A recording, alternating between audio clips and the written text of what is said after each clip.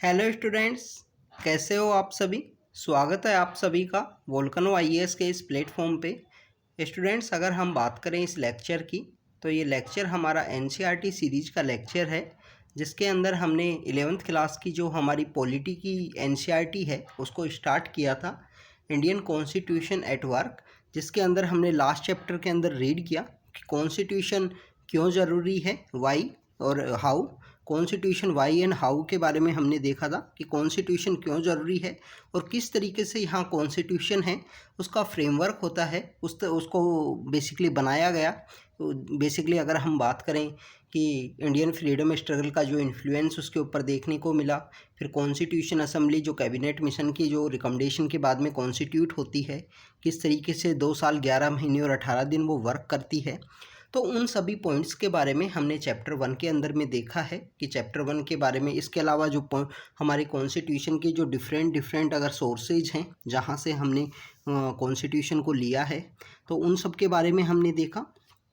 इसके अलावा अगर हम बात करें कॉन्स्टिट्यूशन की, तो कॉन्स्टिट्यूशन का जो बेसिक डेफिनेशन हमको चैप्टर 1 में देखने को मिलता है कि constitution equal to the fundamental text of the land that define the organisation of the state, कि स्टेट के अंदर में कौन कौन से ऑर्गेनाइजेशंस हैं उनके बारे में बताएगा।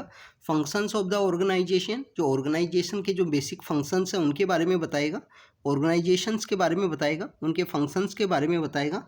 लिमिटेशन ऑन द गवर्नमेंट, जो गवर्नमेंट की जो यहाँ पे गवर्नमेंट जो क्रिएट होती है, जो ऑर्गेनाइजेशंस क्रिएट होते हैं, उनके ऊपर क्या क्या लिमिटेशन है जो इम्पोज की जाएगी। इसके अलावा स्टूडेंट्स हमको काफ़ी कुछ देखने को मिलेगा कि इस तरह बियॉन्ड द जो मैंडेट है उसके जाके ये वर्क नहीं कर सकते, इंस्टीट्यूशंस का यहाँ लिमिटेशन है वो हमको देखने को मिलता है। तो ये हमने चैप्टर 1 के अंदर देखा था कॉन्स्टिट्यूशन वाई एंड हाउ के अंदर में। आज अगर हम इस चैप्टर की बात करें, जो सेकेंड चैप्टर है rights in the Indian constitution, अब यहाँ पे बात की गई है राइट्स की। तो सबसे पहले हमें पता होना चाहिए कि राइट्स क्या होते हैं स्टूडेंट्स, कि बेसिकली अगर हम बात करें कि राइट्स, तो राइट्स का जो मीनिंग है उसके बारे में हमको पता होना चाहिए कि राइट्स को अगर किसी पर्सन के द्वारा कहा जाए कि राइट्स हैं बेसिकली इज़ द क्लेम्स, तो क्लेम्स तो ये ऐसे भी नहीं हो सकते कि अगर किसी पर्सन के द्वारा कहा जाए कि मेरे को क्या have the claim to murder someone, तो यहाँ क्लेम नहीं हो सकते। राइट्स इक्वल टू द, या अगर हम बात करें राइट्स यहाँ पे रीजनेबल क्लेम्स हैं, कुछ रीजनेबल क्लेम्स हैं as recognise by the society और guaranteed and protected by the law. जो गारंटेड हैं, प्रोटेक्टेड बाय द लॉ हैं, उनका एजुकेशन बाय द यहाँ पे जो फंडामेंटल लॉ है उसके द्वारा वहाँ उसका एजुकेशन है। रीजनेबल क्लेम्स हैं, कंप्लीट क्लेम्स नहीं है कि राइट टू मर्डर नहीं है, किसी का भी आप मर्डर नहीं कर सकते। तो rights are the fundamental claims हैं, रीजनेबल क्लेम्स हैं, recognize by the society, society के द्वारा उनको रिकॉग्नाइज किया गया है, and guaranteed and protected by the law, guaranteed and protected by the law के द्वारा उसको यहाँ पे गारंटेड और प्रोटेक्टेड किया गया है, उसका एडजुडिकेशन किया गया है। अब यहाँ पे एक बात निकल के आती है कि what is the rule of law. फिर जो कानून है जो प्रोटेक्टेड बाय द लॉ है, तो वे फिर लॉ क्या है, what is the rule of the law. Rule of law के अगर हम अपोजिशन की बात करें तो स्टूडेंट्स हमको देखने को मिलता है कि रूल ऑफ लॉ एक कोई कंट्री है वहाँ पे रूल ऑफ लॉ है, उसके अपोजिट में दूसरा कंट्री है, उसका अपोजिट क्या होगा, एनार्ची होगी। Anarchy means the might is the right, might is the right means the authoritarian government है किसी एक पर्सन के द्वारा, या रूल ऑफ द मैन उसको बोल सकते हो आप। तो स्टूडेंट्स हमको यहाँ पे देखने को मिलता है कि रूल ऑफ लॉ बेसिकली यहाँ पे रिटर्न है। रिटर्न को मॉडर्न अगर डेमोक्रेटिक हम किसी कंट्रीज की बात करें तो वहाँ पे रिटर्न कॉन्स्टिट्यूशन है, रिटर्न कॉन्स्टिट्यूशन है, तो वहाँ पे बेसिकली क्या तो रिटर्न कॉन्स्टिट्यूशन हो सकता है। यहाँ जुडिशरी, लेजिस्लेटिव और एग्जीक्यूटिव जो हैं अबाइड बाय द यहाँ पे जो कन्वेंशन है, जो यहाँ पे अगर हम बात करें जो रिटर्न या अनरिटर्न जो कन्वेंशंस हैं उनको फॉलो करते हुए यहाँ पे बेसिकली जो बैलेंस है उसको इस्टेब्लिश करने की कोशिश करें सोसाइटी के अंदर में, उसको यहाँ पे रूल ऑफ लॉ बोला गया है। जहाँ पे किसी भी माइट इज़ द राइट ना हो, लोगों को यहाँ पे जो रीजनेबल क्लेम्स हैं उनको ऑब्टेन कर सके, उनकी जो एस्पिरेशंस हैं उनको अचीव किया जा सके। तो student this is all about the rights. हमने रूल ऑफ लॉ के बारे में देखा, कॉन्स्टिट्यूशन के बारे में हमने देखा ये कि fundamental text of the law है। Fundamental text of the land है, guaranteed and protected the organisation of the state. इसके अलावा फंक्शंस को बताता है। यहाँ पे हमको limitation on the government organisation या लिमिटेशन ऑन द गवर्नमेंट है वो इम्पोज करता है। इसके अलावा स्टूडेंट्स हमको बियॉन्ड द मैंडेट जाके वो काम नहीं कर सकते। आपका जो उनका जो मैंडेट है उसी के अंडर वो काम करना होगा, जो भी ऑर्गेनाइजेशन की बात की गई है। तो ये हमने कॉन्स्टिट्यूशन के बारे में देखा, रूल ऑफ लॉ के बारे में देखा। इसके अलावा स्टूडेंट्स यहाँ पे बात की गई है rights in the Indian constitution. Indian constitution में राइट्स कौन कौन सी हैं उनके बारे में यहाँ पे बताया गया है। उससे पहले हमको पता होना चाहिए कि राइट्स के बारे में हमने देखा कि जो यहाँ पे अगर हम बात करें कि what is the right, reasonable claim है जो recognize by the society and guaranteed and protected by the law है। बट राइट यहाँ डिफरेंट तरीके की राइट्स हो सकती हैं कि जेट fundamental rights that help in the maintenance of the rule of law को मेंटेन करने में हेल्प करती हैं। इसी तरीके से यहाँ डिफरेंट तरीके की राइट हैं, जैसे नेचुरल राइट है, जैसे ह्यूमन राइट है, नेचुरल राइट है, फंडामेंटल राइट है, कॉन्स्टिट्यूशनल राइट है, पॉलिटिकल राइट है, सिविक राइट है, लीगल राइट है। तो इन सब के बारे में हम यहाँ पे इस चैप्टर के अंदर देखेंगे कि किस किस तरीके की जो राइट होती हैं उनके बारे में हम देखेंगे। इंडियन कॉन्स्टिट्यूशन में बेसिकली कौन कौन सी राइट्स हैं जिनके बारे में बात की गई है उनके बारे में हम इस चैप्टर के अंदर देखेंगे। स्टूडेंट्स, अगर हम चैप्टर को स्टार्ट करें उससे पहले हमको यहाँ देखते हैं कि कॉन्स्टिट्यूशन के बारे में हमने लास्ट चैप्टर के अंदर में देखा था कि constitution is not only about the composition, यानी वहाँ पे गवर्नमेंट ऑर्गेनाइजेशंस के बारे में ही नहीं बताया गया, उनके फंक्शंस के बारे में भी बताया गया है। कॉन्स्टिट्यूशन तो वो डॉक्यूमेंट है जो लिमिट करता है पावर ऑफ द गवर्नमेंट की जो पावर है उसको लिमिट करता है। कुछ राइट हैं जो लोगों को देनी ही होंगी, वो ये कॉन्स्टिट्यूशन के अंदर में लिखा हुआ है। ये बेसिकली कॉन्स्टिट्यूशन को यहाँ पे जो मॉडर्न डेमोक्रेटिक जो कंट्रीज़ हैं उनके अंदर में बेसिकली यहाँ पे कुछ राइट्स हैं लोगों को दी गई हैं। इसके अलावा जो इंडियन कॉन्स्टिट्यूशन के अंदर अगर हम बात करें तो ये बेसिक जो राइट्स हैं जो यहाँ ओवरऑल डेवलपमेंट ऑफ द किसी भी कोई पर्सन है उसके ओवरऑल डेवलपमेंट में जो राइट्स है वो हेल्प करती हैं। कुछ वो जो रीजनेबल क्लेम जो उनको लीगल बैकिंग भी है, सोसाइटी के द्वारा रिकॉग्नाइज भी हैं। तो ऐसी कुछ जो राइट्स हैं जिनको फंडामेंटल राइट बोला गया है, वो फंडामेंटल राइट्स हमारे यहाँ कॉन्स्टिट्यूशन के अंदर मेंशन हैं। पिछले 60-70 सालों से वो कॉन्स्टिट्यूशन के अंदर में मेंशन है और लोगों को यहाँ पे कंटिन्यू प्रोटेक्ट कर रही हैं। उनको रिस्पेक्ट और डिग्निफाइड जो लाइफ है उसके लिए काफ़ी ज़्यादा इंपॉर्टेंट है ये फंडामेंटल राइट्स। तो स्टूडेंट्स, उससे पहले हम फंडामेंटल राइट्स के चैप्टर को स्टार्ट करें इससे पहले हमको डिफरेंट काइंड ऑफ राइट है उनके बारे में हमको पता होना चाहिए। तो सबसे पहले अगर हम बात करें कि कितने टाइप की राइट होती हैं, क्योंकि हमको पता है कि जो राइट्स हैं, जो रीजनेबल क्लेम्स हैं जो लोगों के यहाँ पे अवेलेबल हैं, ये रेस्ट्रिक्शन इम्पोज करते हैं गवर्नमेंट के ऊपर में। गवर्नमेंट को यहाँ लिमिटेशन यहाँ पे उसके ऊपर इम्पोज की जाती है इन राइट्स के द्वारा। तो स्टूडेंट्स, हमको सबसे पहले पता होनी चाहिए कि डिफरेंट टाइप ऑफ राइट्स किस तरीके की होती हैं। सबसे पहले हम बात करें नेचुरल राइट। नेचुरल राइट यहाँ पे जो सभी राइट है बाय द नेचर, यहाँ बेसिकली किसी भी राइट के बिहाइंड में दो चीज़ें सबसे ज़्यादा इंपॉर्टेंट होती हैं। एक तो हमको सोर्स ऑफ द राइट का पता होना चाहिए कि सोर्स ऑफ द राइट क्या है, कि नेचर यहाँ पे सोर्स ऑफ द राइट है। इसके अलावा हमें उसका जो नेचर है उसके बारे में पता होना चाहिए कि उसको लीगल बेकिंग कहाँ से है, क्या उसका नेचर है, उसके बारे में हमको पता होना चाहिए। तो डिफरेंट टाइप की जो राइट होती हैं उसके बारे में हम देखते हैं। कुछ नेचुरल राइट हैं। सेकंड हम बात करें कि ह्यूमन राइट है।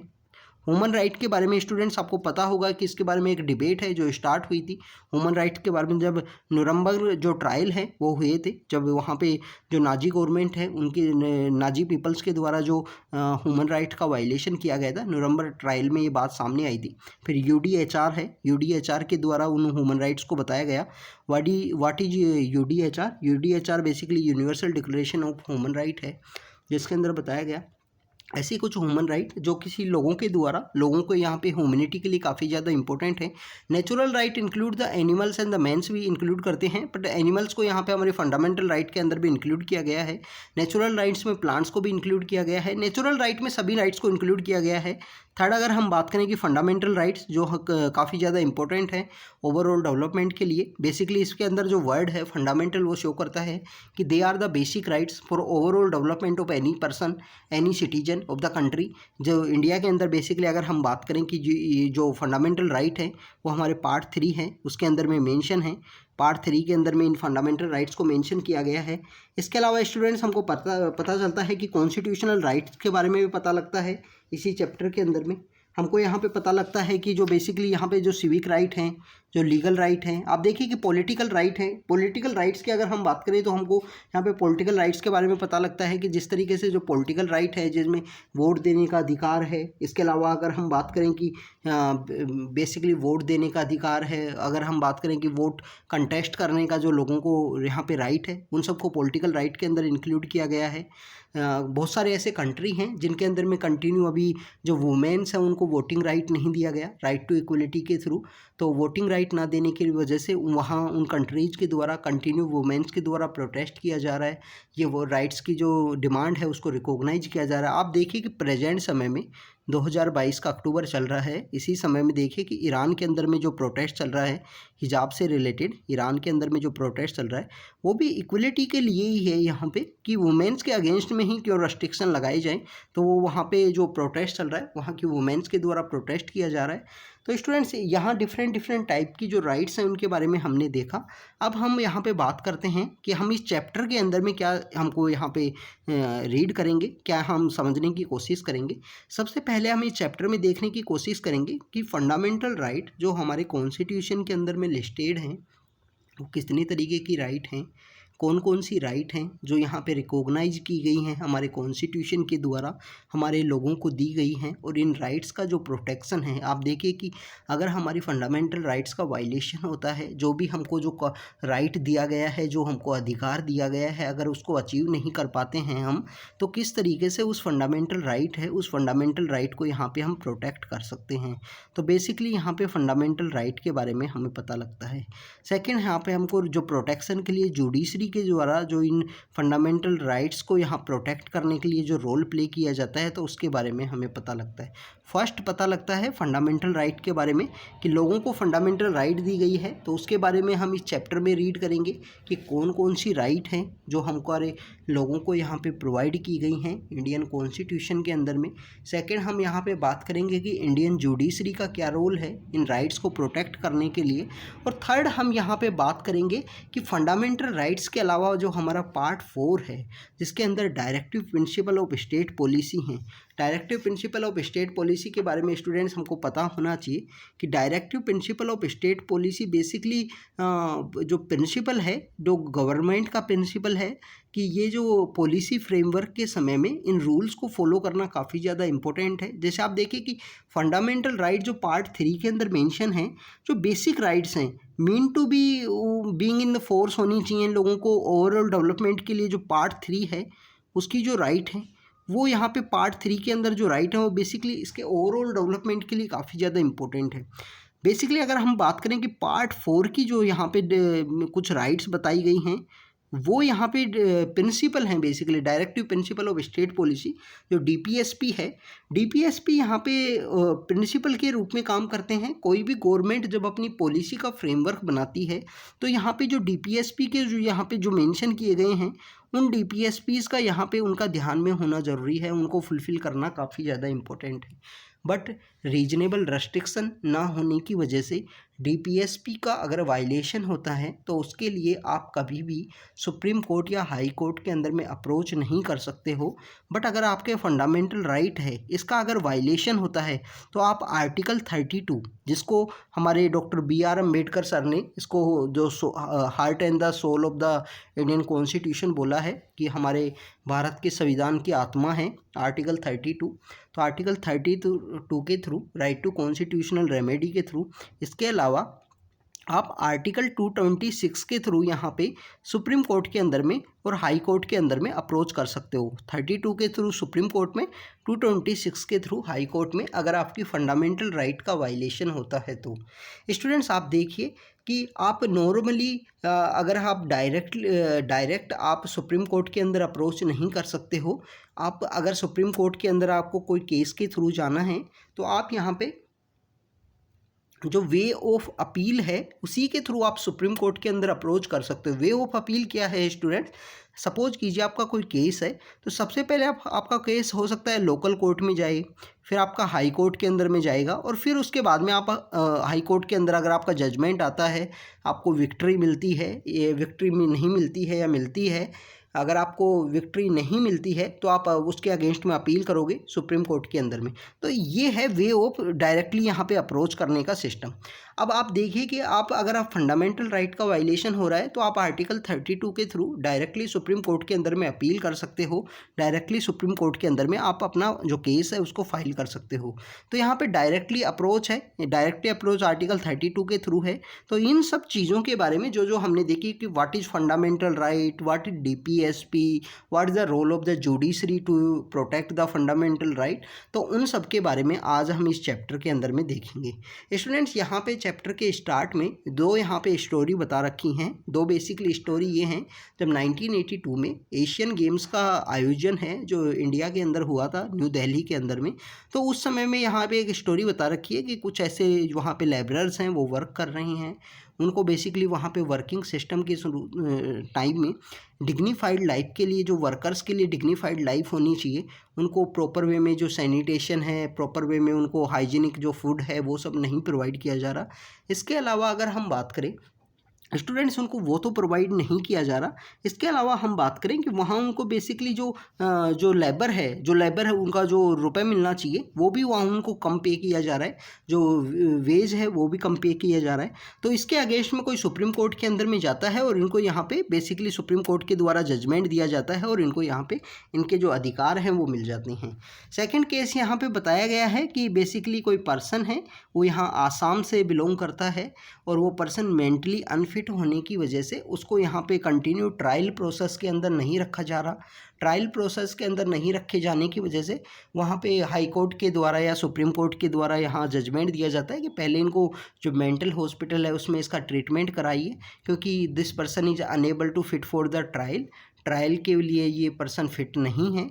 तो यहाँ हमको देखने को मिलता है कि उसको जब हाई कोर्ट के अंदर में उसको बेसिकली जब यहाँ पे बारडोली हॉस्पिटल का जिक्र किया गया है, स्टूडेंट्स हमको पता होना चाहिए कि दिस पर्सन बारडोली या हमारे कॉन्स्टिट्यूशन के अंदर काफ़ी ज़्यादा इम्पोर्टेंट वर्क किया था। गोपीनाथ बारडोली जो हैं उन्होंने काफ़ी ज़्यादा हमारे कुछ कमेटीज़ हैं उनको भी हेड किया था। आप लक्ष्मीकांत के चैप्टर 2 के अंदर रीड करोगे तो आपको पता लगेगा। यहाँ आप देखिए कि एशियन गेम्स के बारे में आपको पता लगता है 1982 के समय में इंडिया के अंदर एशियन गेम्स है उनका आयोजन हुआ था। तो उसके बाद में एशियन गेम्स के बाद में आप देखिए कि बहुत साल बाद में 2010 के अंदर में जो कॉमनवेल्थ गेम्स है उनका ऑर्गेनाइज इंडिया ने किया था। तो काफ़ी साल बाद में इंडिया के अंदर इस तरीके के जो ओवरऑल स्पोर्ट्स के जो टूर्नामेंट हैं वो हमको देखने को मिलते हैं। ये एक्स्ट्रा बातें हैं कुछ ऐसे ही जो मेंशन की गई हैं। तो आप देखिए कि यहाँ उस पर्सन को हॉस्पिटल के अंदर में एडमिट किया जाता है, हॉस्पिटल के अंदर उसका ट्रीटमेंट किया जाता है, बट वहाँ पे हॉस्पिटल के पर्सनस के द्वारा उसके ट्रीटमेंट के हेल्थ के बाद में डायरेक्टली सुप्रीम कोर्ट को लिखा जाता है कि this person is now medically fit, आप इसको ट्रायल के लिए बुला सकते हो। और उसको ट्रायल के लिए नहीं बुलाया जाता है कंटिन्यू 50 ईयर्स के अराउंड में। और 50 ईयर्स के अराउंड में जब उसको नहीं बुलाया जाता है तो यहाँ पे NHRC के द्वारा वहाँ स्टेप इन किया जाता है। जब NHRC 1993 में इस्टेब्लिशमेंट में आया तो NHRC के द्वारा ऐसे जो पर्सनस को देखा जाता है कि जिनका ट्रायल ही कंप्लीट नहीं हुआ, उन्होंने 50 ईयर्स जेल के अंदर निकाल दिया। तो ये बेसिकली हमारा ओवरबर्डन है जो हमारे कोर्ट्स के ऊपर में उसके बारे में भी शो करता है।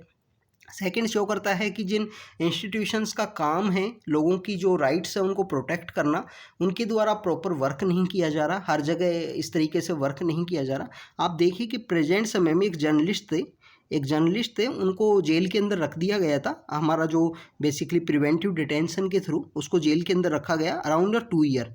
2020 के अंदर वो जेल के अंदर गए थे। अभी वो रिसेंटली रिलीज हुए हैं। एक पर्सन है, कोई प्रोटेस्ट हो रहा था, बेसिकली हाथरस का जो रेप केस हुआ था उसके अंदर में वो हाथरस के प्रोटेस्ट के लिए वो केरला से वो जर्नलिस्ट हैं, वो बिलोंग करते हैं। और वो जर्नलिस्ट उस समय में वो उसको कवरेज करने के लिए जा रहे थे। तो उनको 2 ईयर तक यहाँ पे प्रिवेंटिव डिटेंशन के रूप में उनको रखा गया है। तो ये बेसिकली कुछ कभी कभी हमारे जो कुछ इंस्टीट्यूशंस हैं जिनका जो काम है कि राइट्स को प्रोटेक्ट करना है, वो अपना अगर वर्क ना करें तो इस तरीके की जो सिचुएशंस है वो हमको देखने को मिलती है। इसके अलावा स्टूडेंट्स हमको देखने को मिलता है कि जब courts not always protect the rights, courts हर समय प्रोटेक्ट नहीं कर पाते हैं राइट। जैसे हमें जो करतार सिंह केस है, टाडा का जो केस है, उसके बारे में हमको जानकारी मिलती है।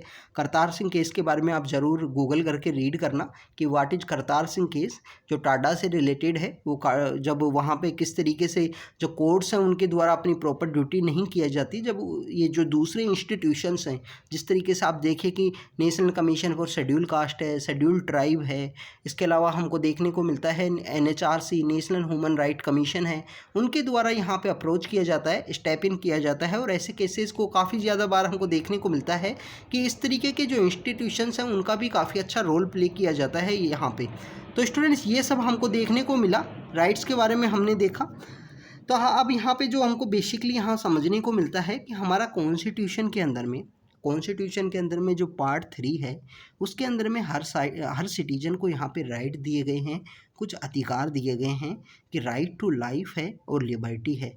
जो राइट टू लाइफ हमको पता है कि इसको बेसिकली यहाँ पे राइट टू लाइफ को kingpin of the all rights भी बोला गया है कि बेसिकली जो राइट टू लाइफ है, right to life and personal liberty जो है, इस राइट के अंदर में बहुत सारी ऐसी राइट्स हैं जो इसकी के अंदर मेंशन है। देखिए, जैसे आप देखिए कि अगर हम बात करें कि जो रिसेंटली राइट टू प्राइवेसी है, उसको भी राइट टू 21 के अंदर भी इंक्लूड किया गया है। तो अराउंड द 30+ राइट्स हैं जो मेंशन की गई हैं इस हमारे आर्टिकल जो 21 के अंदर में। तो हमारा कॉन्स्टिट्यूशन है वो हर एक सिटीजन को राइट देता है, अधिकार देता है कि राइट टू लाइफ है और लिबर्टी का आपको अधिकार है। द कॉन्स्टिट्यूशन गारंटी करता है कि rights against the exploitation ensure the justice for these workers. हमारा कॉन्स्टिट्यूशन जो है बेसिकली यहाँ पे गारंटी भी करता है, क्योंकि आप अगर आपके फंडामेंटल राइट है उसका वायलेशन होता है तो आप जो हाई कोर्ट है या सुप्रीम कोर्ट है उसके अंदर में अप्रोच कर सकते हो। तो कॉन्स्टिट्यूशन यहाँ पे गारंटी देता है हर सिटीजन को कि राइट है, उसको अधिकार है, अगर उसका एक्सप्लॉयटेशन होता है उसको यहाँ पे उसके लिए जस्टिस है वो इंश्योर किया जाता है। और एक डेमोक्रेसी के द्वारा यहाँ मस्ट इंश्योर करना चाहिए कि individual have certain rights that government will always recognize these rights. Therefore, it is often practiced in most of the democratic country to list the rights of the citizen in the constitution itself. Such a list of the rights mentioned in the protect the constitution called the bill of the rights के बारे में हमको जानकारी मिलती है। तो students हमको bill of the rights के बारे में जानकारी मिलती है। यहाँ अफ्रीका के बारे में भी जो बुक है उसके अंदर में मेंशन किया गया है। आपको भी पता होगा कि इंडिया के अंदर जो फंडामेंटल राइट हैं ये हमने USA से लिए हैं, USA से हमने बोरो किए हैं। यहाँ पे the bill of rights prohibit the government, यहाँ पे गवर्नमेंट के ऊपर जो इम्पोजिशन लगाता है, जो यहाँ पे रेस्ट्रिक्ट करता है गवर्नमेंट को कि यहाँ पे acting against the right of the individual ensure a remedy in care there is a violation of these rights. तो ये बेसिकली यहाँ पे फंडामेंटल राइट के बारे में बताया गया है कि उनको इंश्योर करना, उनको प्रोटेक्ट करना। इंस्टीट्यूशंस के ऊपर जो फंडामेंटल राइट है वो लिमिटेशन है वो इम्पोज करती है। जैसे हमने देखा कि बेसिकली यहाँ पे जो कॉन्स्टिट्यूशन की फंडामेंटल राइट्स हैं, जैसे constitution fundamental text of the land है जिसके द्वारा ऑर्गेनाइजेशंस बताए जाते हैं, फंक्शंस बताए जाते हैं, उसी तरीके से हमको यहाँ देखने को मिलता है कि फंडामेंटल राइट है जो इम्पोर्टेंट है किसी भी पर्सन के ओवरऑल डेवलपमेंट के लिए। सेकंड, इन राइट्स के द्वारा यहाँ पे जो रीजनेबल रेस्ट्रिक्शंस हैं जो गवर्नमेंट के द्वारा लगाए गए हैं, एब्सोल्यूट नहीं है ये सभी राइट्स। सेकंड, हमको देखने को मिलता है कि जब भी इन राइट्स का वायलेशन होता है तो सुप्रीम कोर्ट के द्वारा अप्रोच किया जाना चाहिए, इनको प्रोटेक्ट किया जाना चाहिए। हर पर्सनस की यहाँ पे राइट्स हैं, उनके प्रोटेक्शन का उनको अधिकार होना चाहिए। स्टूडेंट्स, यहाँ पे अगर हम बात करें जो फंडामेंटल राइट्स है इंडियन कॉन्स्टिट्यूशन के अंदर में किस तरीके से उनको मेंशन किया गया है, क्या उनका यहाँ पे बैकग्राउंड रहा है, तो इन सब के बारे में अगर हम देखें तो स्टूडेंट्स हमको देखने को मिलता है कि हमारा जो आज़ादी का जो लड़ाई थी, आज़ादी का जो स्वतंत्रता का जो संग्राम था, उस समय में हमको देखने को मिलता है कि हमारे जो बेसिकली हम कॉलोनियल जब रूल हमारे ऊपर हुआ करता था ब्रिटिश लोगों का, तो उस समय लोगों को बिल्कुल भी राइट नहीं था। अब देखिए कि किस तरीके से जब साइमन कमीशन आया, इसके अलावा अगर हम बात करें कि ऐसे बहुत सारे कमीशंस आए हैं समय समय पर, जिन कमीशंस के थ्रू हमको देखने को मिलता है कि लोगों की जो बेसिक राइट हुआ करती थी वो उनको नहीं दी जाती थी। यहाँ पे पुलिस के द्वारा अगर अरेस्ट भी कर लिया गया तो वहाँ पे लीगल राइट नहीं है, राइट अगर हम बात करें कि कोर्ट के अंदर में अप्रोच नहीं कर सकते। तो हमारे जो स्वतंत्रता के जो सेनानी थे, जो फ्रीडम स्ट्रगल के जो लीडर्स थे, वो हीरोज़ हुआ करते थे, उनके द्वारा यहाँ पे कंटिन्यू यहाँ पे इन चीज़ों को देखा कि बेसिक राइट्स का अवेलेबिलिटी कितना इम्पोर्टेंट है, ओवरऑल जो पर्सन्स है उनके डेवलपमेंट के लिए कितना ज़्यादा इम्पोर्टेंट है। तो इन सब के बारे में उन्होंने कंटिन्यू जो फ्रीडम स्ट्रगल है उसके अंदर में इस चीज़ को उन्होंने महसूस किया। आप देखें कि हमारे बहुत सारे जो लीगल बैकग्राउंड से रिलेटेड जो पीपल हैं, जिन्होंने यहाँ पे लीगल बैकग्राउंड से होते हुए जो बैरिस्टर की प्रैक्टिस किया करते थे, एडवोकेट हुआ करते थे, तो ये सभी लोग जो पढ़ाई करने के लिए जिस तरीके से वहाँ पे ब्रिटेन के अंदर में जाया करते थे, ब्रिटेन के अंदर जाया करते तो वहाँ पे इनको देखने को मिलता था कि किस तरीके से वहाँ की कॉमन पीपल हैं, वहाँ पे जो कॉमन आदमी हैं उसकी जो लाइफ है वो कम्प्लीटली डिफरेंट है। इंडिया में जो कॉलोनियल पावर के अंदर में जो यहाँ पे कॉमन पीपल जो रह रहा है, उसकी जो पावर है, उसका जो रहने का जो लाइफ स्टाइल है, जो राइट्स हैं वो उसको अवेलेबल नहीं है। तो इन्हीं सबको देखते हुए ये लोग वहाँ पे देखते थे, तो इन सबको यहाँ पे वो महसूस होने लगी कि लोगों को फंडामेंटल राइट है वो होनी चाहिए, फंडामेंटल जो बेसिकली कुछ बेसिक राइट्स हैं उनका अवेलेबिलिटी होनी चाहिए। तो स्टूडेंट सबसे पहले 1928 के अंदर में यहाँ पे हमको देखने को मिलता है कि नेहरू कमेटी बनती है और उसको नेहरू रिपोर्ट भी बोलते हैं। तो नेहरू रिपोर्ट के अंदर में पहली बार जो फंडामेंटल राइट है उसकी बात की गई। उसके बाद में आपको देखने को मिलेगा कि 1931 के अंदर में जो कांग्रेस का सेशन हुआ था कराची के अंदर में, कराची के अंदर में 1931 का जो सेशन होता है, इसके अंदर पहली बार जो आउटकम के रूप में फंडामेंटल राइट आती हैं, फंडामेंटल राइट्स के बारे में यहाँ बात की गई हैं। कराची का जो 1931 का सेशन था, इस सेशन को हेड किए थे हमारे वल्लभ भाई पटेल सर के द्वारा इसको हेड किया गया।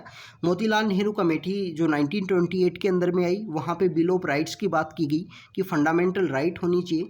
और इसी के साथ जैसे ही हमारा कॉन्स्टिट्यूशन, जब यहाँ पे हमारा देश है वो आज़ाद हुआ, आज़ाद होने के साथ ही स्टूडेंट्स हमको देखने को मिलता है कि हमारे कॉन्स्टिट्यूशन में सभी लोगों को यहाँ पे कुछ फंडामेंटल राइट हैं वो अवेलेबल कराई गई हैं। तो बेसिकली फंडामेंटल राइट हैं क्या? फंडामेंटल राइट वो फंडामेंटल राइट हैं जो इम्पोर्टेंट हैं, important that the constitution has separately listed them and made special provision for the protection of the fundamental rights are so important constitution itself ensure that they are not violated by the government। Constitution ने बोला है कि ये काफ़ी ज़्यादा basic हैं, काफ़ी ज़्यादा इंपॉर्टेंट हैं ओवरऑल डेवलपमेंट के लिए, लिबर्टी के लिए। लिबर्टी बेसिकली क्या है? लिबर्टी मीन्स द फ्रीडम है, फ्रीडम मीन्स द यहाँ पे फ्रीडम है कि आप प्रोटेस्ट कर सकते हो गवर्नमेंट के द्वारा, अगर ऐसा कोई काला कानून है वो लाया गया है, कुछ इस तरीके की जो पॉलिसी है वो बनाई गई है, आप प्रोटेस्ट कर सकते हो, continue through out the country है, आप ट्रैवल कर सकते हो, आप कहीं भी सेटल हो सकते हो कंट्री के अंदर में। कुछ वहाँ पे रीजनेबल रेस्ट्रिक्शंस है गवर्नमेंट के द्वारा इम्पोज किए जाते हैं। जैसे आप देखिए कि जो ट्राइबल पीपल्स हैं उनके एरिया में जाके आप यहाँ पे सेटल नहीं हो सकते। उसके बिहाइंड में कुछ रीजन्स ये हैं कि ट्राइबल पीपल्स की जो अपनी जो सोसाइटी है वो इतनी अभी मेन स्ट्रीम के अंदर नहीं आई है। मेन स्ट्रीम में नहीं आने की वजह से उनका जो कल्चर है उसको प्रोटेक्ट करने की इम्पोर्टेंस है। तो इस वजह से उन एरियाज़ के अंदर में आपको कंटिन्यू जो ट्रैवल है थ्रू आउट द कंट्री, जो ट्रैवल का जो राइट है आर्टिकल 19 के अंडर में, तो वो आपको उन एरियाज़ के अंदर में नहीं देखने को मिलेगा। तो स्टूडेंट्स बेसिकली राइट्स वो राइट हैं जो बेसिक हैं ओवरऑल डेवलपमेंट के लिए, ओवरऑल यहाँ पे किसी भी जो पर्सन है उसका यहाँ पे अगर हम बात करें अपब्रिंगिंग के लिए काफ़ी ज़्यादा इम्पोर्टेंट हैं। अगर हम बात करें fundamental rights are the different from the other rights, जो अदर राइट्स हमको अवेलेबल हैं उनसे कम्प्लीटली डिफरेंट हैं। वाइल द ऑर्डिनरी जो लीगल राइट हैं वो प्रोटेक्ट और enforce by the ordinary law, but fundamental right के बारे में हमको देखने को मिलता है कि फंडामेंटल राइट जो guaranteed by the constitution of the country. Ordinary जो राइट हैं, जो ऑर्डिनरी कानून हैं, कोई सिंपल जो कानून हैं उन्हीं के थ्रू हमको प्रोटेक्टेड मिलती हैं, बट फंडामेंटल राइट्स के बारे में हमको देखने को मिलेगा कि फंडामेंटल राइट्स बेसिकली हाँ इनको जो प्रोटेक्ट किया गया है, इनको जो बचाने की जो इनका अगर वायलेशन होता है आपको अप्रोच कर सकते हो, और इनके बारे में जो मेंशन किया गया है वो हमारे कॉन्स्टिट्यूशन के अंदर में मेंशन किया गया है। ऑर्डिनरी जो राइट हैं वो चेंज हो सकती हैं by the legislature bye the ordinary process of the law, but fundamental right जो चेंज हो सकती हैं वो यहाँ पे आपको देखने को मिलेगा स्टूडेंट्स की फंडामेंटल राइट यहाँ पे अमेंडमेंट कॉन्स्टिट्यूशन के अंदर में लाना पड़ेगा। और अमेंडमेंट यहाँ पे अगर कैसा कोई भी अमेंडमेंट लाया गया गवर्नमेंट के द्वारा जो यहाँ पे बेसिक कॉन्स्टिट्यूशन को हार्म करता है, वायलेट करता है, तो उसको कोर्ट के द्वारा नलिफाई किया जा सकता है, कोर्ट के द्वारा उसको स्ट्रक डाउन किया जा सकता है। ये हमको यहाँ पे देखने को मिलता है। If this the violation of fundamental right restrict them in a reasonable manner, fundamental rights are not absolute. हमको पता है कि फंडामेंटल राइट्स एब्सोल्यूट नहीं हैं स्टूडेंट्स, कुछ ना कुछ वहाँ पे अनलिमिटेड राइट नहीं है। गवर्नमेंट के द्वारा कुछ रीजनेबल रेस्ट्रिक्शंस है वो वहाँ पे फंडामेंटल राइट्स के ऊपर में लगाए जाते हैं। जैसे आप देखिए कि आपको freedom of speech and expression है, बट आप ऐसा नहीं है कि हमारे जो कुछ कंट्रीज़ हैं जिनके साथ में हमारा जो फ्रेंडली रिलेशन है उसको हार्म नहीं कर सकते। आप बेसिकली कंट्री की जो सिक्योरिटी है, जो यहाँ पे सोवरेनिटी है, उसको यहाँ पे आप लोअर डाउन नहीं कर सकते आप freedom of speech and expression के थ्रू। तो यहाँ पे कुछ ना कुछ रीजनेबल रेस्ट्रिक्शंस है जो इम्पोज किए गए हैं गवर्नमेंट के द्वारा।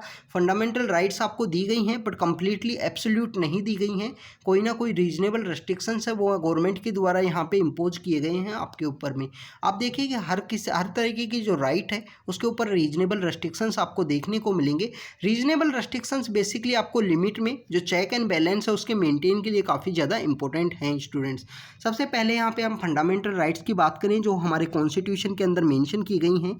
जो राइट टू इक्वलिटी है, राइट टू इक्वलिटी हमको देखने को मिलती है आर्टिकल 14 to 18 में इसके बारे में मेंशन किया गया है। इक्वलिटी बिफोर लॉ, डिस्क्रिमिनेशन को रोका गया है, एम्प्लॉयमेंट की बात की गई है, अनटचेबिलिटी की बात की गई है, अबोलिशन ऑफ टाइटल्स हैं, जो टाइटल्स का अबोलिशन होना काफ़ी ज़्यादा इंपॉर्टेंट है, तो उन सब की यहाँ पे बात की गई है। सेकंड हमको यहाँ देखने को मिलता है कि राइट जो है बेसिकली यहाँ पे अगर हम बात करें freedom of speech and expression से रिलेटेड है, जो हमारी फ्रीडम ऑफ स्पीच जो राइट टू फ्रीडम है बेसिकली ये राइट्स हमको अवेलेबल हैं आर्टिकल 19 से रिलेटेड यहाँ पे हमको यहाँ अवेलेबल हैं, जिनके अंदर में कंप्लीट यहाँ राइट टू एजुकेशन की बात की गई है। आर्टिकल 19 से लेकर आर्टिकल 22 तक यहाँ पे ये राइट्स हमको अवेलेबल हैं। इसके अलावा अगर हमें एक्सप्लॉयटेशन की बात करें तो एक्सप्लॉयटेशन की हमको 23 एंड 24 है। 23 एंड 24 के अंदर में ये जो राइट हैं वो दोनों अवेलेबल हैं जो एक्सप्लॉयटेशन के अगेंस्ट में हैं। इन राइट्स के अंदर हमको देखने को मिलेगा कि आर्टिकल जो 23 है, 23 हमको बताती है जैसे स्लेवरी है उसको अबोलिश किया गया है, आप यहाँ किसी भी पर्सन से स्लेवरी नहीं करा सकते। यहाँ पे जो बेगार है, बेगार मीन्स क्या है, बॉन्डेड लेबर, बेसिकली आप किसी भी पर्सन से वर्क करवा रहे हो और उसको वहाँ पे जो उसको वेज है वो नहीं प्रोवाइड कर रहे हो, तो वो यहाँ पे बताया गया है। ह्यूमन ट्रैफिकिंग है उसको यहाँ पे अबोलिश किया गया है, वायलेट किया गया है, फंडामेंटल राइट का वायलेशन माना गया है। आर्टिकल 24 में यहाँ चिल्ड्रंस को राइट दिए गए हैं कि बेसिकली वो अपना उनको एजुकेशन का अधिकार है तो उनको स्कूल में जाना चाहिए रेदर देन कहीं उनके फैक्ट्री में उनको काम करवाया जा रहा है, तो इस तरीके से उनको काम नहीं करवाया जा सकता। फिर हमारे यहाँ रिलीजन से रिलेटेड हमको राइट देखने को मिलती हैं 25 से लेकर 28 का जो आर्टिकल है, 25 टू जो 28 आर्टिकल है। फिर हमको 29 और 30 जो आर्टिकल है जिसके अंदर यहाँ पे हमको फंडामेंटल जो राइट्स है जो कल्चर से रिलेटेड कल्चरल राइट हैं जिसमें यहाँ पे एडमिनिस्ट्रेशन और माइनॉरिटी इंस्टीट्यूशंस हैं उनकी बात की गई है। और फिर हमारा एक इम्पोर्टेंट जो राइट है वो हमको देखने को मिलती है right to constitutional remedy. Right to constitutional remedy जो आर्टिकल 32 है, जिसको हमारे डॉक्टर BR अम्बेडकर जो ड्राफ्टिंग कमेटी के हेड थे, हमारे कॉन्स्टिट्यूशन को फ्रेम करने में काफ़ी इंपॉर्टेंट रोल जिन्होंने प्ले किया है, उनके द्वारा कहा गया है कि ये जो राइट है राइट टू कॉन्स्टिट्यूशनल रेमेडी ये इटसेल्फ पे राइट है कि हमारे पास एक फंडामेंटल राइट है और फंडामेंटल राइट के अंदर भी एक राइट है, एक अधिकार है कि आप कोर्ट के अंदर अप्रोच कर सकते हो अगर आपको कोई भी राइट का वायलेशन होता है, तो ये आपकी फंडामेंटल राइट है जिसको heart and the soul of the Indian constitution के बारे में कहा है हमारे डॉक्टर BR अम्बेडकर सर ने, राइट टू कॉन्स्टिट्यूशनल रेमेडी जो आर्टिकल 32 के अंदर में मेंशन है। स्टूडेंट्स यहाँ पे हमको राइट टू इक्वलिटी की बात की गई है। राइट टू इक्वलिटी में यहाँ पे बताया गया है कि जो ओवरऑल डेवलपमेंट के लिए, सोसाइटी के ओवरऑल डेवलपमेंट के लिए जो डिस्क्रिमिनेशंस हैं, जो ऐसे लोग जिनको प्रॉपर वे में यहाँ पे जो मेन स्ट्रीम के अंदर में नहीं लाया गया, उन लोगों को प्रॉपर वे में रिप्रेजेंटेशन नहीं दिया गया, तो उन डिस्क्रिमिनेशंस को रिमूव करने की ज़रूरत है। जैसे हमको देखें कि आर्टिकल 14 के अंदर हमको देखने को मिलता है equality before law and equal protection of the law. Equality before law and equal protection of law के बारे में हमको आर्टिकल 14 है उसके अंदर देखने को मिलता है कि इक्वलिटी बिफोर लॉ, और ये जो दोनों कॉन्सेप्ट हैं equality before law and equal protection of law, जो हमने हाफ USA से लिया है, हाफ हमने जो अगर हम बात करें कि जो यूनाइटेड किंगडम है, जो ब्रिटेन है, वहाँ से हमने बोरो किया है। ये हमारा आर्टिकल 14 में बताया गया है। 15 में बताया गया है कि ऐसे कुछ डिस्क्रिमिनेशंस हैं जो हमारी सोसाइटी में हैं लोगों के लिए, तो उन डिस्क्रिमिनेशंस को रिमूव करने की ज़रूरत है। उन डिस्क्रिमिनेशंस नहीं होनी चाहिए सोसाइटी में, चाहे वो कास्ट बेस हों, अगर जो बर्थ है, कास्ट है, अगर हम बात करें जो सेक्स बेस जो डिस्क्रिमिनेशंस है वो नहीं होने चाहिए। ऐसे कुछ डिस्क्रिमिनेशंस की बात की गई है कि सभी लोगों को यहाँ पे अधिकार है कि पब्लिक जो इंस्टीट्यूशंस है उनको एक्सेस कर सकते हैं।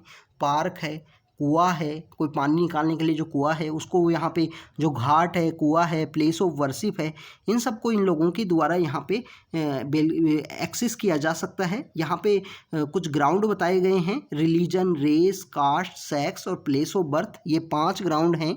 ओनली ये 5 ग्राउंड बताए गए हैं कि इनके थ्रू पे किसी भी पर्सन का आप डिस्क्रिमिनेशन नहीं कर सकते कि कोई इस रिलीजन से बिलोंग करता है तो वो पार्क के अंदर नहीं घूम सकता। गवर्नमेंट प्रॉपर्टी है, पब्लिक प्लेस है तो उसके अंदर में घूम सकता है। पब्लिक और प्राइवेट का डिफाइन है। अब ऐसा नहीं है कि आपका कोई प्राइवेट घर है और उसके अंदर कोई बोले कि मेरे को राइट है कि मैं घूमूंगा, मैं यहाँ पे आपके घर को एक्सेस करूँगा, तो वो नहीं कर सकता। यहाँ पे पब्लिक इंस्टीट्यूशंस की बात की गई है। आर्टिकल 16 में यहाँ पे एम्प्लॉयमेंट के अंदर में जो बेसिकली यहाँ पे जो राइट्स हैं वो प्रोवाइड किया गया है एम्प्लॉयमेंट के अंदर में। तो 16 के आपके अंदर आपको रिजर्वेशन है उसके बारे में प्रोविज़न देखने को मिलेगा। प्रोविज़न बेसिकली यहाँ पे रिजर्वेशन से रिलेटेड है कि रिजर्वेशन दिया गया है। यहाँ पे रिजर्वेशन जो दिया गया है वो एंट्री फेज के ऊपर दिया गया है स्टूडेंट, इसके बारे में आपको पता होना चाहिए। इन सभी राइट्स के बारे में जब हम जो लक्ष्मीकांत का फंडामेंटल राइट का चैप्टर है वह जब उसको रीड करेंगे तो इन सब के बारे में और भी डिटेल के अंदर में डिस्कस करेंगे कि रिजर्वेशन क्या है, क्या इसके प्रोविजंस हैं, कितना कैपिंग लगाया गया था इंदिरा साहनी जो जजमेंट है 1992 का, और इसके क्या क्या प्रोविज़न है। रिजर्वेशन इन प्रमोशन क्या है, रिजर्वेशन इन प्रमोशन भी ये कॉन्सेप्ट है।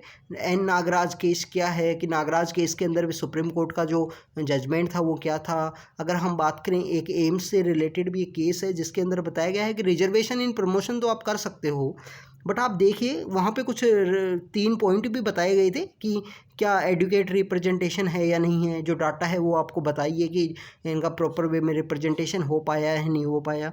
इसके अलावा कुछ स्पेशलिस्ट ऐसी पोस्ट हैं तो वहाँ पे रिजर्वेशन नहीं हो सकता, जहाँ पे जो अगर हम बात करें कि आप देखिए कि जो प्लेन है उसको सेंड करना है, बेसिकली इंडिया का कोई एयरक्राफ्ट है उसको सेंड करना है स्पेस के अंदर में, और वहाँ पे जो साइंटिस्ट की पोस्ट है 1 या 2 पोस्ट है तो वहाँ पे रिजर्वेशन नहीं हो सकता। वहाँ बेसिकली वो मेरिट के बेसिस की बात की गई है। तो ये सब हमको देखने को मिलता है। फिर आर्टिकल 17 है, 17 में जो अनटचेबिलिटी है उसको अबोलिश किया गया है। अनटचेबिलिटी कितनी इनह्यूमन प्रैक्टिस हुआ करती थी उसको यहाँ पे बेसिकली अबोलिश भी किया गया है। अबोलिश के साथ साथ यहाँ पे हमको उसको ऑफेंस भी क्रिएट कर दिया गया, उसको ऑफेंस क्रिएट कर दिया गया है कानून के थ्रू। 1955 के अंदर में जो एक एक्ट लाया गया उसके थ्रू उसको ऑफेंस है वो डिक्लेयर कर दिया गया। अगर किसी पर्सन के द्वारा अनटचेबिलिटी की यहाँ पे प्रैक्टिस भी की जाती है तो उसको ऑफेंस मान लिया गया है। फिर आर्टिकल 18 में जो टाइटल्स हैं, टाइटल्स का अबोलिशन कर दिया गया। अब टाइटल्स का अबोलिशन किया गया है तो आप देखिए कि कुछ लोग हैं जिनके द्वारा डॉक्टर का टाइटल लगा लिया जाता है। तो कुछ एजुकेशनल जो टाइटल्स हैं, एजुकेशनल टाइटल हो गए, मिलिट्री से रिलेटेड कोई टाइटल हो गए, जैसे lieutenant general, general Bipin Rawat जो हमारे एक्स CDS थे और हमारे आर्मी के हेड भी थे। तो जैसे इस तरीके के जो टाइटल्स हैं इनको अलाउ किया गया है। ये एजुकेशनल जो टाइटल है, मिलिट्री के टाइटल्स हैं, इनको अलाउ किया गया है। आप यहाँ पे टाइटल इस तरीके से यूज़ नहीं कर सकते कि महाराजा, इस तरीके के जो टाइटल्स हैं वो आप यूज़ नहीं कर सकते। एज ए जो ऑफिशियल डॉक्यूमेंट्स हैं उनके ऊपर यहाँ पे इस तरीके के जो टाइटल्स हैं उनको नहीं यूज़ कर सकते, जो क्योंकि डेमोक्रेटिक कंट्री है और इक्वलिटी को, ये कॉन्सेप्ट को बढ़ाने के लिए ये बेसिकली आर्टिकल 18 में ये सब किया गया। अब हमको दूसरा पता लगता है राइट टू लाइफ के बारे में। राइट टू लाइफ के बारे में हमने देखा स्टूडेंट्स कि आर्टिकल 19 है।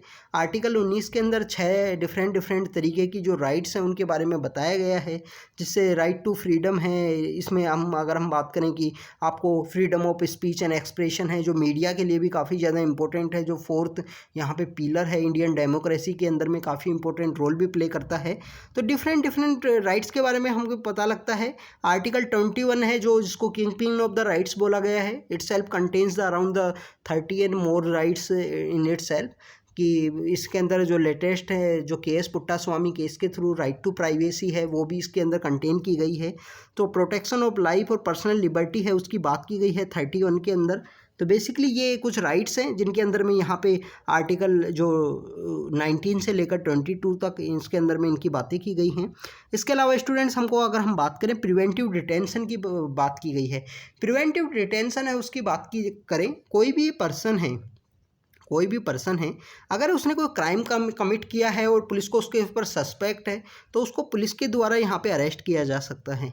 पर आप देखें कि आपने कोई क्राइम भी कमिट नहीं किया और आपको क्राइम करने से पहले ही यहाँ पे अगर आपको पुलिस के द्वारा पकड़ लिया जाए, डिटेन कर दिया जाए, या कोई अगर हम बात करें कि कोई यहाँ पे अगर हम बात करें आप हैबिचुअल ऑफेंडर हो, आपके द्वारा कंटिन्यू कोई भी हैबिचुअल ऑफेंडिंग यहाँ पे हरकतें की गई हैं, तो आपको कोई भी डिग्नेटरी है उसका विजिट हो रहा है तो उससे पहले आपको डिटेन कर दिया जाए पुलिस के द्वारा कुछ समय के लिए, तो इनको बेसिकली प्रिवेंटिव डिटेंशन के अंदर में रखा गया है। प्रिवेंटिव डिटेंशन के अंदर आपको देखने को मिलेगा कि यहाँ पे मैक्सिमम 3 मंथ के लिए आपको प्रिवेंटिव डिटेंशन किया जा सकता है। उसके बाद में ये एक्सटेंड हो सकता है क्योंकि वहाँ पे एक एडवाइजरी बोर्ड आएगा। एडवाइजरी बोर्ड के बाद में यहाँ पे एडवाइजरी बोर्ड आपका रिव्यू करेगा कि आपका डिटेंशन यहाँ पे लीगल है या नहीं है। एडवाइजरी बोर्ड के अंदर में 3 पीपल होते हैं, वो डिसाइड करते हैं कि आपका यहाँ पे जो डिटेंशन है वो सही है, क्योंकि कंट्री की सिक्योरिटी के लिए, उस एरिया की सिक्योरिटी के लिए, तो उसके लिए प्रिवेंटिव डिटेंशन है उसकी बात भी की गई है। प्रिवेंटिव डिटेंशन के बारे में हमारे यहाँ पे जो आर्टिकल 22 है उसके अंदर में बताया गया है। स्टूडेंट्स इसके अलावा अगर हम बात करें राइट ऑफ अक्यूज की बात की गई है। अगर हम आर्टिकल जो 20 है उसके अंदर में जो 3 तरीके की जो राइट है वो दी गई हैं कि आप यहाँ पे एक तो आपको नो डबल जेओपार्डी, आपको एक ही क्राइम के लिए बेसिकली 2 सज़ा नहीं हो सकती, नो डबल जेओपार्डी है।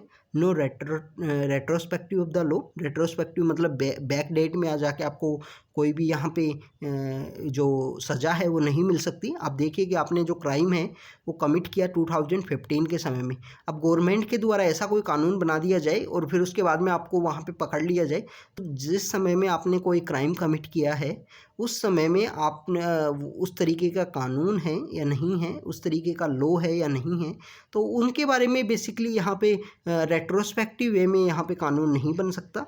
तो इन सब जो पॉइंट्स हैं उनकी बात की गई है। सेल्फ इंक्रिमिनेशन है उसकी भी यहाँ पे बात की गई है कि सेल्फ एविडेंस आप give self evidence against himself है उसके बारे में नहीं दे सकता। No person shall be asked to give the self evidence against himself और हर सेल्फ। यहाँ पे बेसिकली ब्लड सैंपल हैं, लाइव डिटेक्टर जो टेस्ट हैं, उन सबको यहाँ पे एक्सेप्शन में रखा गया है, कोर्ट की परमिशन के थ्रू यहाँ पे अलाउ किया जाता है। तो ये हमारे आर्टिकल 20 के अंदर हैं।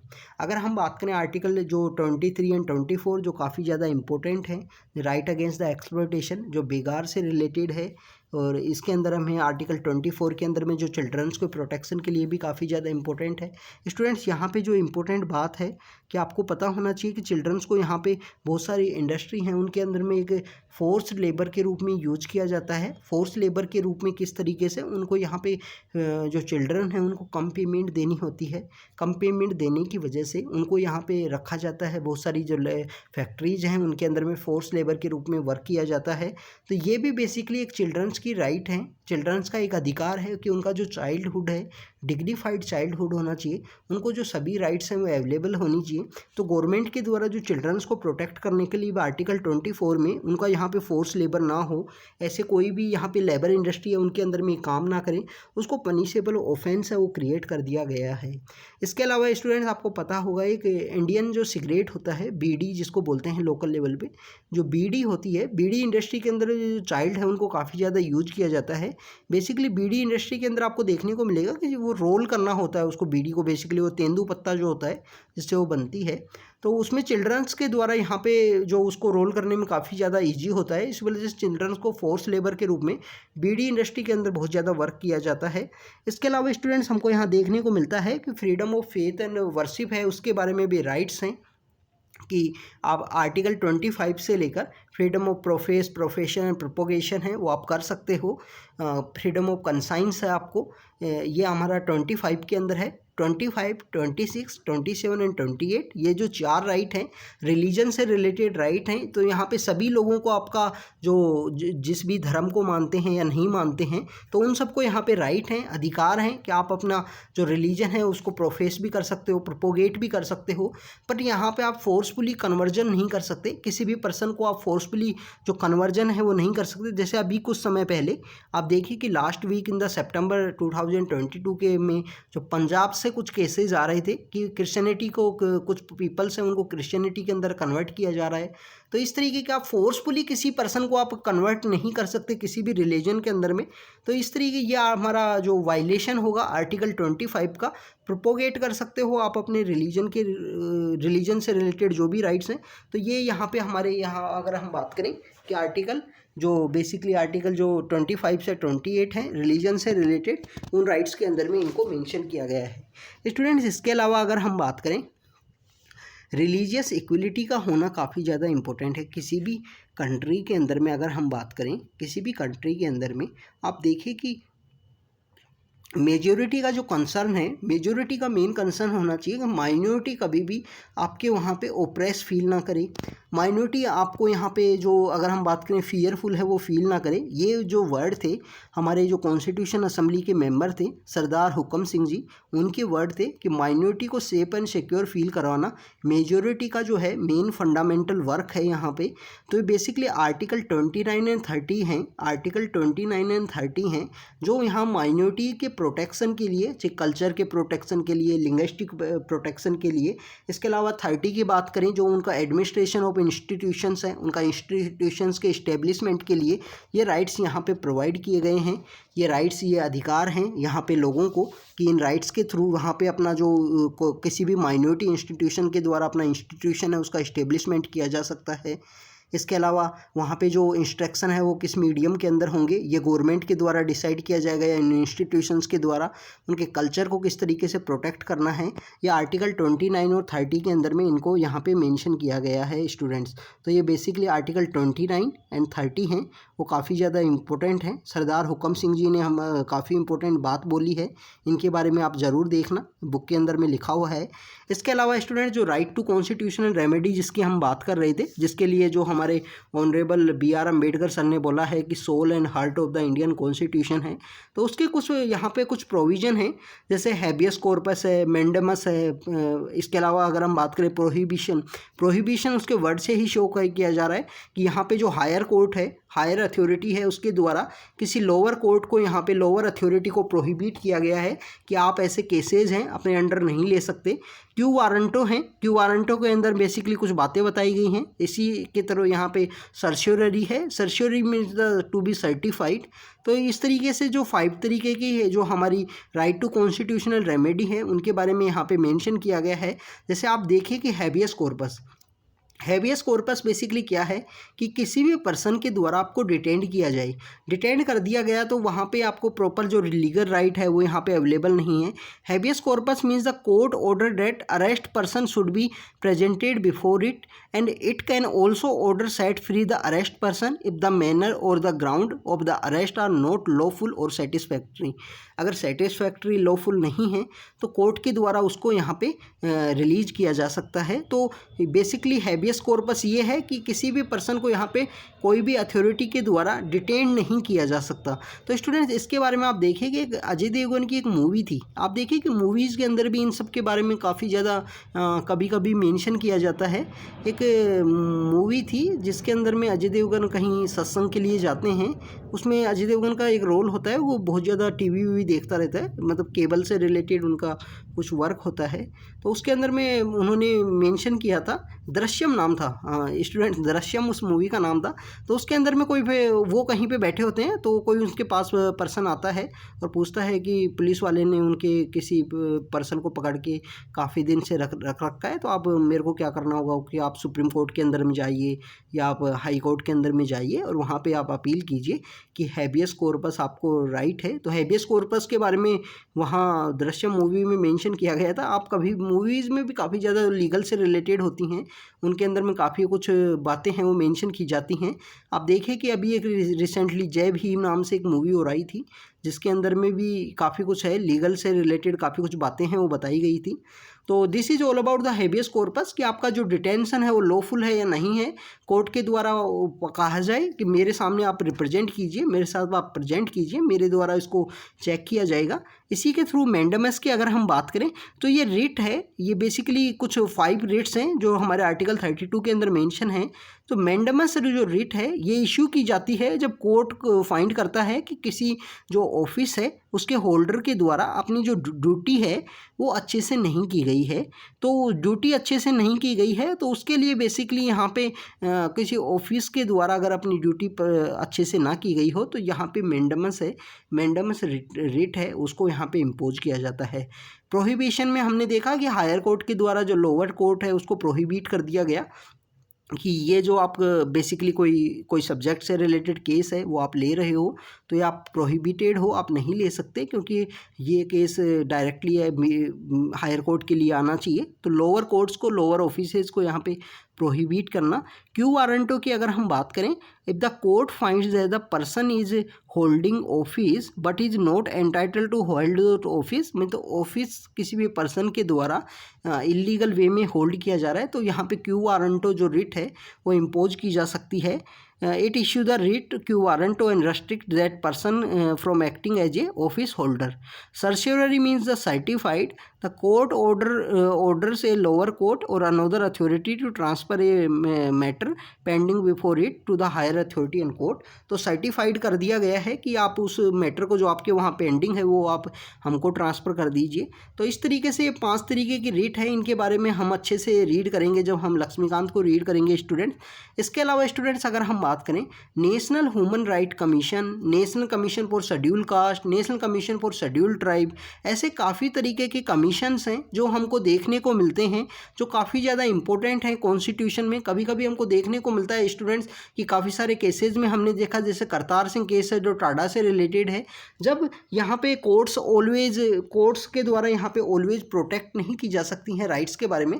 आप देखिए ओवर बर्डन ऑफ केसेज हैं, अंडर ट्रायल केसेज हमारे बहुत सारे हैं। इसमें हमारे प्रिजन्स के अंदर भी हमको देखने को मिलता है कि अंडर ट्रायल जो प्रिजनर्स हैं उनकी जो संख्या है वो काफ़ी ज़्यादा है। तो courts not always protect the rights then the other institution like the NHRC, national commission for schedule caste, national commission for schedule tribe, national commission for minorities, that should be step in, और यहाँ पे जो लोगों की जो rights हैं उनको protect करना चाहिए। तो NHRC बनाया गया इंस्टीट्यूशन 1993 में, ये इस्टेब्लिशमेंट में आया ह्यूमन राइट्स के प्रोटेक्शन के लिए, उनको प्रोटेक्ट करने के लिए काफ़ी ज़्यादा इंपॉर्टेंट है। बस हमारे एक एक्स CGI थे, पहले एक ऐसा प्रोविज़न हुआ करता था कि जो एक्स CGI जो हैं, जो रिटायर CGI हैं, वो ही इसके चेयरमैन बन सकते थे। अभी 2019 के अंदर में इसके अंदर अमेंडमेंट लाया गया, किसी भी रिटायर जो जज हैं उनको यहाँ पे बेसिकली चेयरमैन बनाया जा सकता है NHRC का। तो NHRC का बेसिकली हमको देखने को मिला कि जो रिटायर्ड हमारे एक्स CGI थे HL दत्तू के द्वारा यहाँ पे एक बात बोली गई थी कि NHRC is nothing but a toothless tiger, completely बिन दांतों का शेर है। इसके द्वारा यहाँ पे कोई भी ऐसा बिकॉज NHRC की कुछ लिमिटेशंस हैं कि कुछ लिमिटेशन ऐसे हैं कि यहाँ पे अब सज़ा नहीं दे सकते किसी को, कोई केस है उसको ये यहाँ पे बेसिकली इसको इशू बना सकते हैं, कोर्ट को बोल सकते हैं इन केसेस को आप देखिए।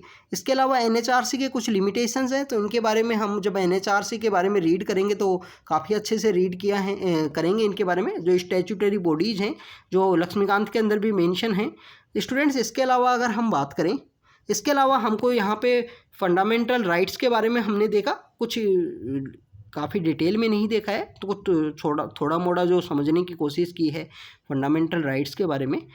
अगर हम बात करें, आप इस देश के अंदर में रहते हो, देश के अंदर रहते हुए आपकी कुछ ड्यूटी हैं, कुछ कर्तव्य हैं, उनको आपको निभाना चाहिए, उनको आपको यहाँ पे पालन करने की ज़रूरत है। तो इसी के द्वारा 1976 में स्टूडेंट्स हमको देखने को मिलता है कि 42nd कॉन्स्टिट्यूशन अमेंडमेंट एक्ट के थ्रू यहाँ पे कुछ फंडामेंटल ड्यूटीज़ हैं उनको यहाँ पे पास किया गया। 42nd ये यहाँ पे एक कमेटी बनी थी, उस समय में हमारे एक मिनिस्टर हुआ करते थे स्वर्ण सिंह मिनिस्टर हुआ करते थे, उनके द्वारा ये कमेटी बनी गई। उनकी कमेटी में रिकमेंडेशन किया गया कि जैसे यूएसएसआर है, जो यूएसएसआर के अंदर में जो यहाँ पे फंडामेंटल ड्यूटीज़ हैं लोगों के पास में, तो यहाँ इंडिया के अंदर भी कुछ ड्यूटी होनी चाहिए। आप इस देश के नागरिक हो तो आपका कर्तव्य है कि abide by the national flag and the national anthem, कि आप national flag and national anthem को रेस्पेक्ट करो, उसके जो लॉज हैं उनको अबाइड करो, सोवर्निटी, इंटीग्रिटी, ब्रदरहुड को प्रमोट करो, साइंटिफिक टेम्पर को प्रमोट करो, वुमेन के अगेंस्ट में कोई भी ऐसी प्रैक्टिस की जाती है उसको यहाँ पे आप रिमूव कीजिए सोसाइटी के अंदर में। तो ऐसी कुछ ड्यूटीज़ हैं जिनके बारे में 42 कॉन्स्टिट्यूशन अमेंडमेंट एक्ट के थ्रू ऐड किया गया, बाद में एक 86 कॉन्स्टिट्यूशन अमेंडमेंट एक्ट के थ्रू भी ऐड की गई है कि यहाँ पे पेरेंट्स की जहाँ पे ड्यूटी है कि अपने चाइल्ड को वो एजुकेशन के लिए सेंड करें। उसमें कुछ एज भी है, एज के बारे में आपको पता होना चाहिए। और इनको 51 आर्टिकल तक आपको पता है कि हमारी जो फंडामेंटल राइट हैं, फंडामेंटल राइट के बारे में स्टूडेंट्स आपको पता है कि आर्टिकल 12 से लेकर 35 तक हैं फंडामेंटल राइट। उसके बाद में आते हैं डीपीएसपी बेसिकली आर्टिकल 36 से लेकर 51 तक आते हैं। 51 के बाद में यहाँ पे आर्टिकल जो 51A है, ए मीन्स द अमेंडमेंट के थ्रू आया है, A B C and D, ऐसे कोई भी आपको किसी भी आर्टिकल के आगे ए जो अल्फ़ाबेट है वो देखने को मिलता है तो वो शो करता है ये किसी ना किसी अमेंडमेंट के थ्रू आया है, ओरिजिनल नहीं है। तो आर्टिकल 51 के थ्रू फंडामेंटल ड्यूटीज़ हैं उनको इम्पोज किया गया। स्वर्ण सिंह कमेटी की कुछ रिकमेंडेशन की कुछ ड्यूटी थी उनको नहीं लगाया गया, जैसे टैक्स देना बेसिकली यहाँ नहीं हो सकता क्योंकि इंडिया के अंदर इतना एजुकेशन भी नहीं है। तो ऐसी कुछ ड्यूटीज़ थी, उनको प्रॉपर वोट देने का अधिकार। आप देखें कि हमारे जो वोटिंग परसेंटेज होता है वो यहाँ पे 50-60% के अराउंड देखने को मिलता है जनरल इलेक्शन के समय में या स्टेट असेंबली के इलेक्शन के समय में। तो ये हमारे यहाँ पे शो करता है बेसिकली उन ड्यूटीज़ को नहीं इम्पोज किया जा सकता। तो कमेटी की सभी रिकमेंडेशन की सभी जो रिकमेंडेशन थी उनको नहीं माना गया, कुछ रिकमेंडेशंस को माना गया था फंडामेंटल ड्यूटीज़ के लिए कि इस कंट्री के अंदर में आप रहते हो तो आपका ड्यूटी है यहाँ कंट्री को प्रोटेक्ट करना, यहाँ के जो हिस्टोरिकल मोन्यूमेंट्स हैं उनको प्रोटेक्ट करना, हिस्टोरिकल साइट है, नेचुरल साइट्स हैं उनको प्रोटेक्ट करना। तो ये फंडामेंटल ड्यूटीज़ आपको बाई हार्ट याद होनी चाहिए स्टूडेंट्स। इस तरीके से आपको याद होंगी तो आपको समझने में काफ़ी आसानी रहेगी, एग्जाम में भी आपको हेल्प करेगी। तो इसी के थ्रू स्टूडेंट्स हमको देखने को मिलता है कि हमने पार्ट 3 के अंदर में पार्ट 3 है जो हमारा कॉन्स्टिट्यूशन का, उसके अंदर हमने फंडामेंटल राइट के बारे में देखा। ये रीजनेबल रेस्ट्रिक्शंस हैं राइट्स के ऊपर में कुछ, इसके अलावा एब्सोल्यूट नहीं है, इसके बारे में हमने देखा। कॉन्स्टिट्यूशन के द्वारा प्रोटेक्टेड है, इसका वायलेशन होता है तो आप हाई कोर्ट के अंदर में अप्रोच कर सकते हो, सुप्रीम कोर्ट के अंदर अप्रोच कर सकते हो। ऐसे ही आप देखिए कि पार्ट 4 के अंदर में जो हमारा पार्ट 4 है उसके अंदर में हमको डीपीएसपी देखने को मिलती हैं, directive principle of state policy. These are the principle that should be in the mind of the government to frame any the policy, any framework for the peoples. ये कुछ यहाँ पे प्रिंसिपल्स हैं जो माइंड में होने चाहिए गवर्नमेंट के, इनको एक प्रिंसिपल माना गया है जो गारंटी करते हैं। यहाँ पे कुछ बेसिकली एस्पिरेशंस को यहाँ गवर्नमेंट के द्वारा कुछ ऐसी स्कीम्स लाई गई हैं लोगों के एस्पिरेशन को करने के लिए, जैसे यूनिफॉर्म सिविल लॉ होना चाहिए, यहाँ पे एक डीपीएसपी के अंदर मेंशन किया गया है। तो गवर्नमेंट के द्वारा कंटिन्यू किया जाता है कि सभी जो रिलीजन है उनके अंदर में सेम यहाँ पे कानून होना चाहिए। मैटरनिटी बेनिफिट की बात की गई है। आर्टिकल 39 यहाँ पे एक इम्पोर्टेंट आर्टिकल है जो यहाँ पे बेसिकली बताता है कि काफ़ी ज़्यादा इम्पोर्टेंट है चिल्ड्रंस के लिए में, वुमेन्स के लिए में, उसमें बात की गई है। तो यहाँ पे हमको देखने को मिलता है एक तो ये इम्पोर्टेंट कि जो डीपीएसपी हैं वो गोल हैं गवर्नमेंट के लिए, पॉलिसी फ्रेमवर्क के लिए। इसके अलावा हमको देखने को मिलता है कि यहाँ पे जो पॉलिसीज़ हैं, यूनिफॉर्म सिविल कोड हो गया, prohibition of consumption of alcoholic, जो लिकर है उसका एल्कोहलिक उसका कंजप्शन नहीं करना है, कॉटेज इंडस्ट्रीज़ को प्रमोट करना है, स्लॉटरिंग को प्रिवेंट करना है, जो विलेज एंड पंचायत है उसको प्रमोट करना है। आर्टिकल 40 के थ्रू है ये विलेज एंड पंचायत का डेवलपमेंट। ये गांधीयन डीपीएसपी भी बोलते हैं, गांधीयन प्रिंसिपल भी इनको यूज करते हैं। इसके अलावा जो डीपीएसपी हैं वो नॉन जस्टिसिएबल हैं। नॉन जस्टिसिएबल कैसे हैं स्टूडेंट्स कि आप देखिए कि अगर आपका डीपीएसपी का कोई वायलेशन होता है तो आप यहाँ पे सुप्रीम कोर्ट या हाई कोर्ट के अंदर अप्रोच नहीं कर सकते, क्यों? Because these are the principle, ये प्रिंसिपल हैं जो गवर्नमेंट के लिए होने चाहिए पॉलिसी फ्रेमवर्क के समय में। तो ये यहाँ पे डिफरेंस है। फंडामेंटल राइट के अंदर में और डीपीएसपी के अंदर में। तो स्टूडेंट्स यहाँ हमने फंडामेंटल राइट्स के बारे में जाना, क्या होती हैं fundamental right, what are the difference of the rights, there are the lots of the rights. Fundamental right हैं, ह्यूमन राइट हैं, लीगल राइट हैं, ऑर्डिनरी राइट्स हैं, वो क्या क्या राइट्स हैं उन सब के बारे में जाना। फंडामेंटल राइट्स जो इंपॉर्टेंट फंडामेंटल राइट्स हैं जो ओवरव्यू लेने की कोशिश की हमने। इसके अलावा और भी बहुत सारे जो फंडामेंटल ड्यूटीज़ हैं उनके बारे में देखा, डीपीएसपी के बारे में देखा। तो student this is all about the second chapter जो हमने यहाँ पे समझने की कोशिश की है। तो हमारा थर्ड चैप्टर है इलेक्शन रिप्रेजेंटेटिव से रिलेटेड है कि इलेक्शन को लड़ने के लिए यहाँ पे क्या क्या इंपॉर्टेंट राइट्स होनी चाहिए। तो उसके बारे में हम चैप्टर 3 के अंदर में देखेंगे, अच्छे से समझने की कोशिश करेंगे। तो स्टूडेंट्स रीड कीजिए आप अच्छे से एनसीईआरटीज़ को। Thank you very much.